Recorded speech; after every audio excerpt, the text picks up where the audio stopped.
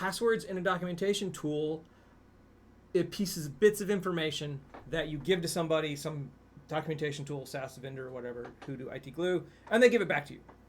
A lot of MSPs are considering that good enough. 10 years ago, that was a good step. Today, that is not good enough. The cybersecurity environment, the risk environment, the ways hackers get access to stuff, privileged accounts need much better protection than just hiding the password somewhere. Privileged access, privileged accounts, they need a level of protection that is appropriate for the level of access they have. And since they have God level access to control your clients' networks, as an MSP, you be very concerned and very aware of how privileged accounts are managed, what happens to them, who uses them, and protection mechanisms that go on around them. So what TechIDManager did, when we started the company, we looked around like, well, we don't think privileged account management is done correctly at MSPs. It needs to be better. These are serious accounts and be well protected. So we looked at things that were done. Things that were done with, like, I saw MSPs with passwords in Excel sheets. I saw them with passwords in documentation tools, no rotation, and then like every person using the same account. To get better than that, there are a couple things that need to happen.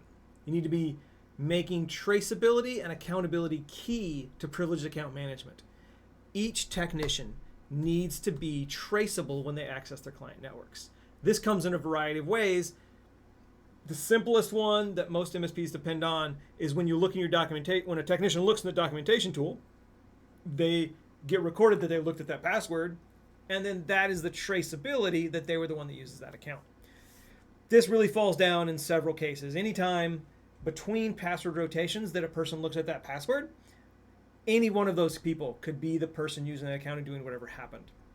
It makes it really hard to do algorithmic protection on those accounts because people from different places are all accessing it together. It's a little weak. So to get better, you really need to have an account per person. Just like all the cybersecurity frameworks say, SOC, NIST, HIPAA, CMMC.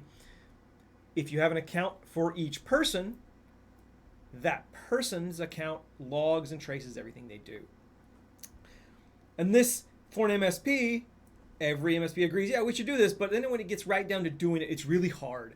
Because if you have a lot of technicians and a lot of places that they need access, it becomes a geometric problem for the number of accounts you need to create, maintain, number of accounts that each technician needs to rotate their password on. You just can't do it. So in comes TechIDManager. The main value of TechIDManager is that we protect the privileged accounts that technicians use to access their clients' networks. We do this with traceability, accountability, some encryption to make sure that hackers can't see the information, we can't see the information. The information is much more well protected than it is in a documentation tool. There's by default two-factor access to everything that goes on. It's a very secure mechanism.